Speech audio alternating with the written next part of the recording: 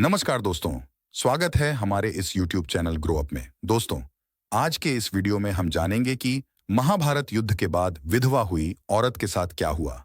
तो मित्रों, इससे पहले कि इस वीडियो में खो जाए, इस YouTube चैनल ग्रुप आपको सब्सक्राइब कर ले दोस्तों।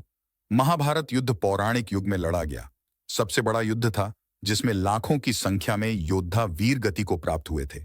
इस युद्ध की विभीषिका ने संपूर्ण भारतवर्ष को लगभग योद्धा विहीन कर दिया। कुरुक्षेत्र में भाग लेने वाले सभी योद्धा पुरुष थे।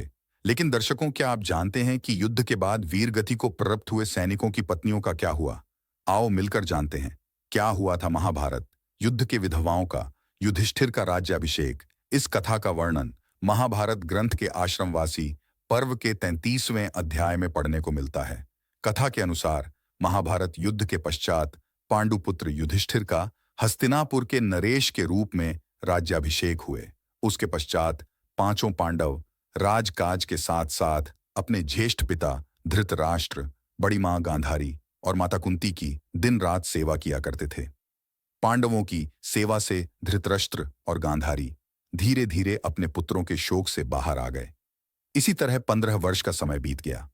तब एक दिन धृतराष्ट्र ने युधिष्ठिर से कहा, हे युधिष्ठिर, अब हम अपना बचा हुआ जीवन वन में बिताना चाहते हैं, इसलिए हमें जाने की आज्ञा दो।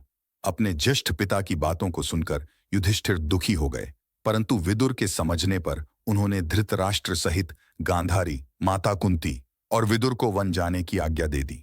उसके अगले दिन धृतराष्ट्र, गांधारी, कुंती, विदुर और संजय सन्यासी का रूप धारण कर वन को प्रस्थान कर गए, पांडवों का अपनी माता से मिलना। उसके पश्चात पांचों पांडव अब हर समय अपने प्रजा की सेवा में लगे रहते। पांडवों की सेवा से हस्तिनापुर की प्रजा तो खुशहाल थी, लेकिन अपने युद्ध में विधवा हुई स्त्रियों के शोक में अक्सर रोया करती थी, पर इसका आभास अपने राजा को ना होने देती। कुछ समय पश्चात एक दिन पांडवों में सबसे छोटे सहदेव को माता कुंती से मिलने की इच्छा हुई। सहदेव ने अपनी इच्छा शेष चारों पांडवों से जाकर कहा। सहदेव की बातें सुनकर शेष तीनों पांडव भीम, अर्जुन, नकुल और उनकी पत्नियों के मन में भी माता कुंती से मिलने की इच्छा जागृत हो उठी। ये देख हस्तिनापुर नरेश युधिष्ठिर ने वन जाने के लिए आवश्यक तैयारियां करने का आदेश दे दिया। धृतराष्ट्र, पांडु और विदुर के जन्म की कथा। अगले दिन पांचों पांडव द्रौपदी के साथ वन की ओर चल पड़े। ये देख हस्तिनापुर के निवासी भी उनके साथ देख पड़े। उन लोगों में वो विधवा स्त्रियां भी थीं, जिनके पति महाभारत के युद्ध में वीर गति को प्राप्त हुए थे।